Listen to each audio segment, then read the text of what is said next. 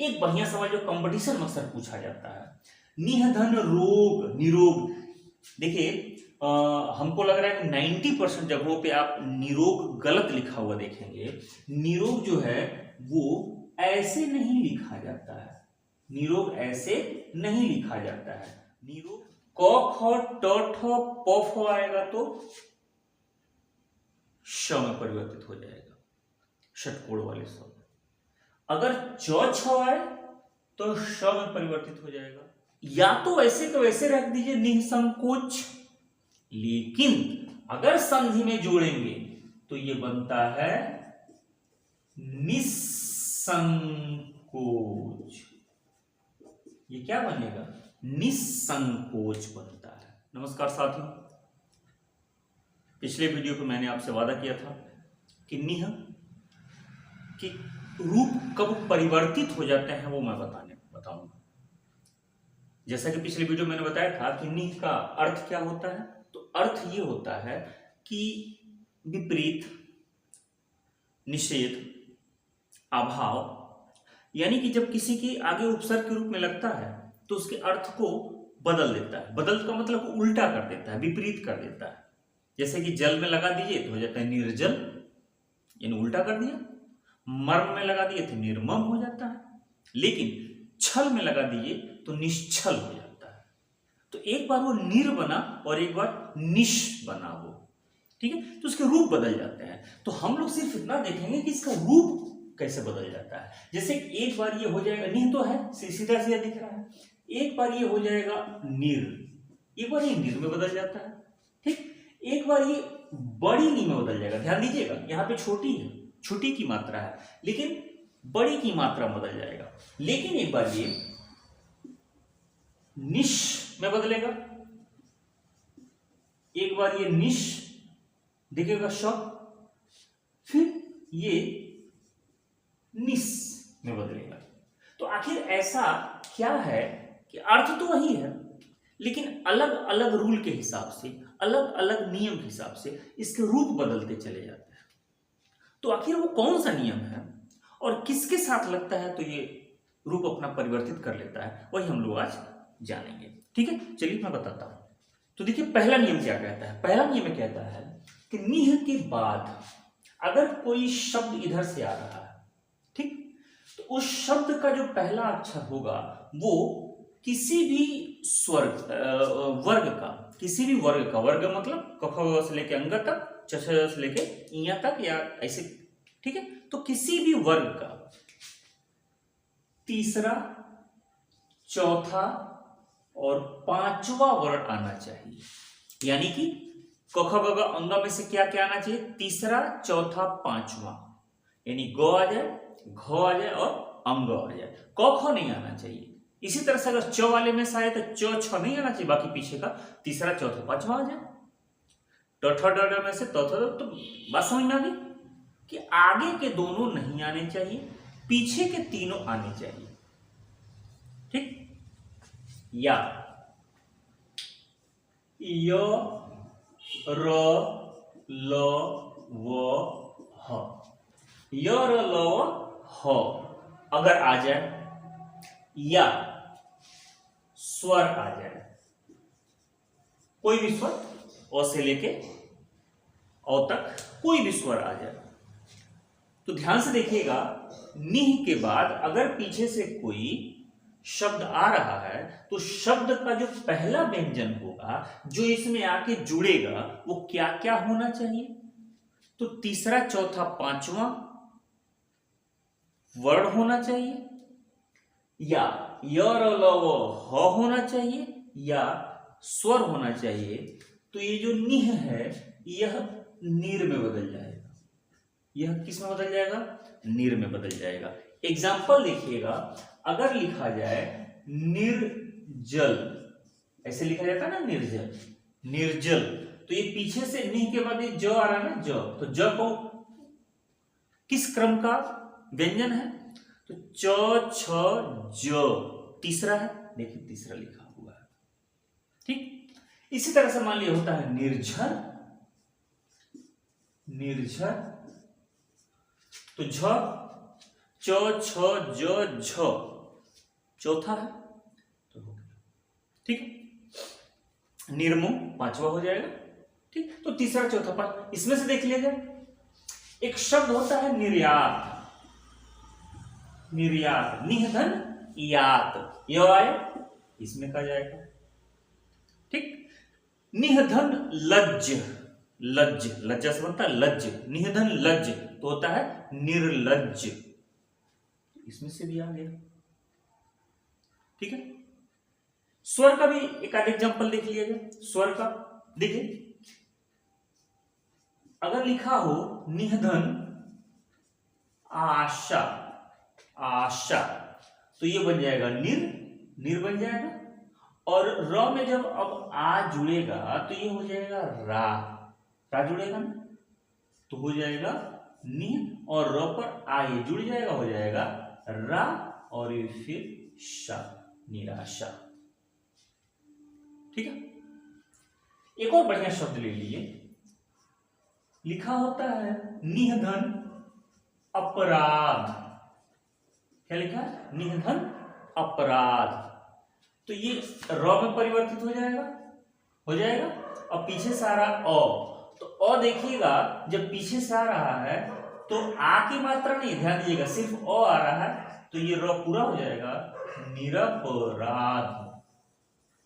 ठीक है, इस तरह से बहुत सारे होंगे, मैं सिर्फ आपको रूल बता रहा हूं कि कैसे ये र बनता है। तो र किससे किससे बना, पीछे से क्या क्या आना चाहिए था, तीसरा चौथा पांचवा वर्ड आना चाहिए था, या य र ल व ह आना चाहिए था, या कोई भी स्वर आना चाहिए। कुछ भी पीछे से आ जाए, कोई भी स्वर आ जाएगा। इसका ढेर सारा एग्जाम्पल, चूंकि अब ये हिंदी वो संधि का क्लास में नहीं पढ़ा रहा हूं, नहीं तो मैं पूरा डिटेल बताता, एक एक एग्जाम्पल देके आपको बताता इस स्वर में सभी स्वरों के साथ कैसे कैसे हो जाता है। ठीक है, लेकिन मैं तरीका बता दिया कैसे र बदले। तो ये हो गया र। निह जो है निर में कैसे बदलता है ये तरीका। अब आइए दूसरा तरीका क्या है कि निह जो है कब नी यानी कि बड़ी ई की मात्रा में कब बदल जाता है। ठीक, चलिए देखिए दूसरा नियम क्या कहता है कि निह के बाद अगर कोई ऐसा शब्द आए जिस जो र से शुरू होता हो, यानी कि आप कह सकते हैं कि निह के बाद र आ जाए। तो अगर निह के बाद र आता है तो कुछ नहीं करना है, ये विसर्ग हट जाता है और जो छोटी की मात्रा है वो बड़ी की मात्रा में बदल जाता है। तो जब भी पीछे से ऐसा शब्द आए जिसकी शुरुआत र से होती हो तो कुछ नहीं करना है, बस मात्रा बदल जाएगा। जैसे एग्जांपल के रूप में निधन रव, निधन रव तो क्या हो जाएगा नी रव। देखिएगा नी रव कैसे लिखा जाता है, बड़ी की मात्रा होती है उसमें। अगर लिखा हो निधन रस तो क्या हो जाएगा नीरस। देखिएगा नीरस कैसे लिखा जाता है, नीरस। ठीक, समझ में बात आई मेरी कि अगर नी के बाद र आता है तो कुछ नहीं करना है, बस बड़ी हो जाएगा। एक बढ़िया सवाल जो कंपटीशन में अक्सर पूछा जाता है, निधन रोग निरोग। देखिए हमको लग रहा है कि 90% जगहों पे आप निरोग गलत लिखा हुआ देखेंगे।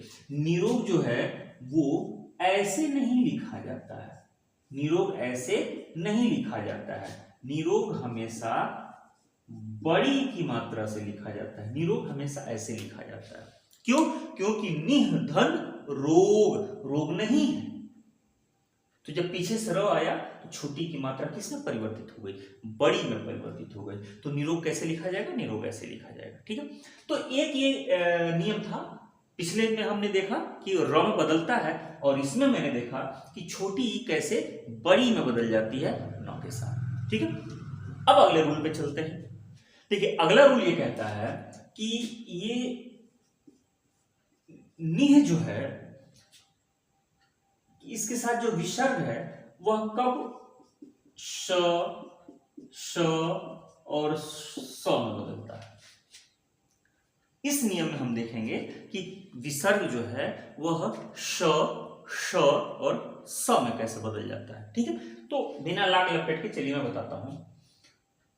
अगर निह के बाद आगे लिखा है क्या, निह, और पीछे से क्या क्या आना चाहिए, तो अब आना चाहिए क या ख।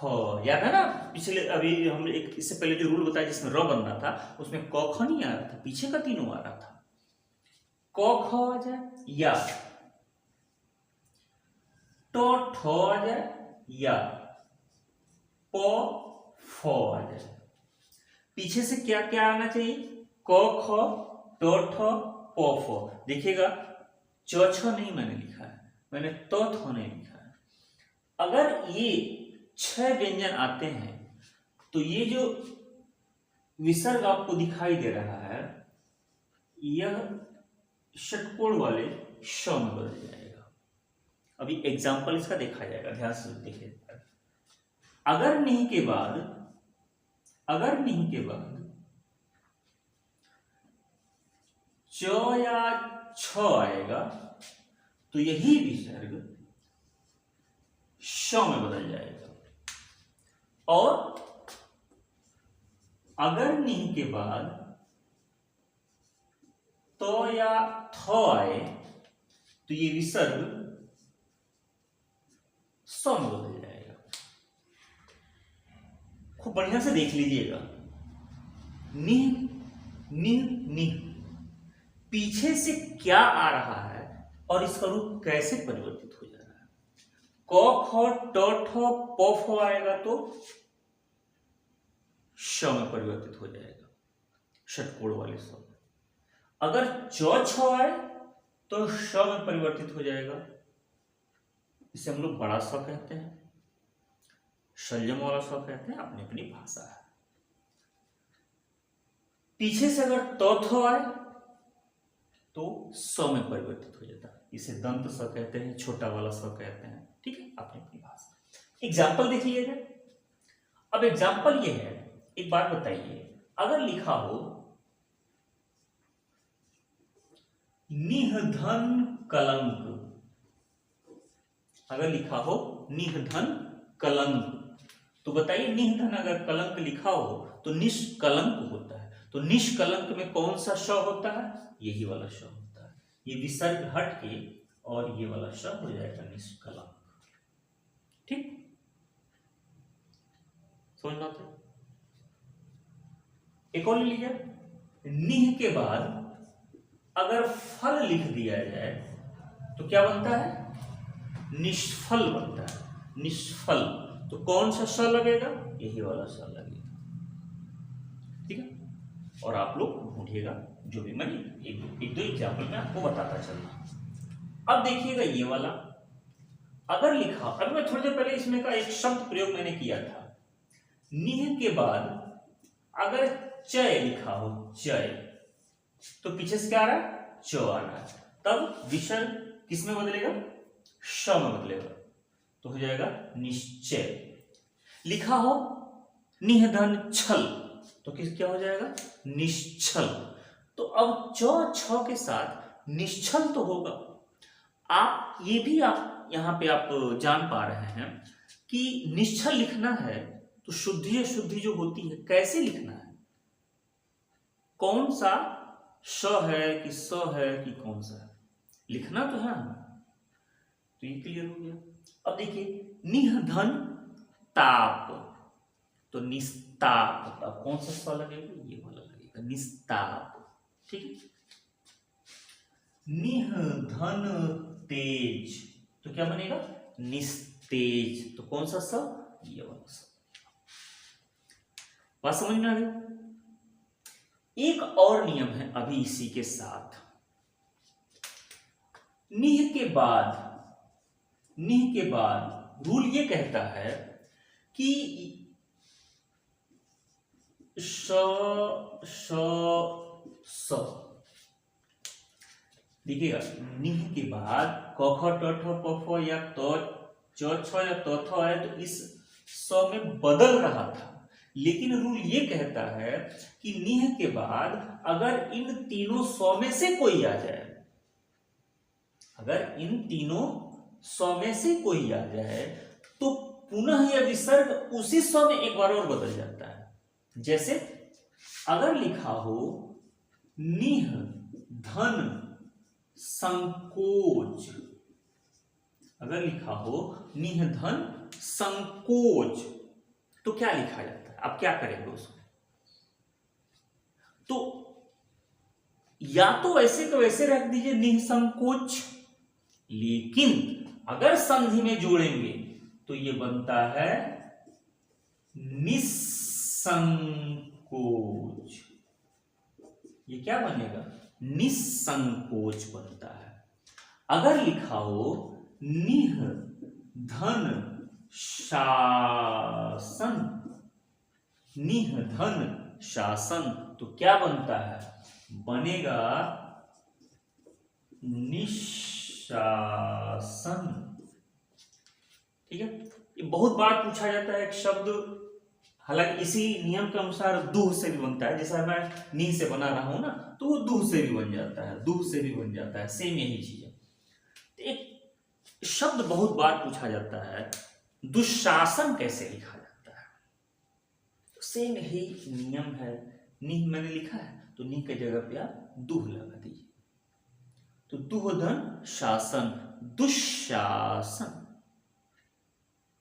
ठीक, तो बात समझ में आ गई मेरी? यही निह का नियम था।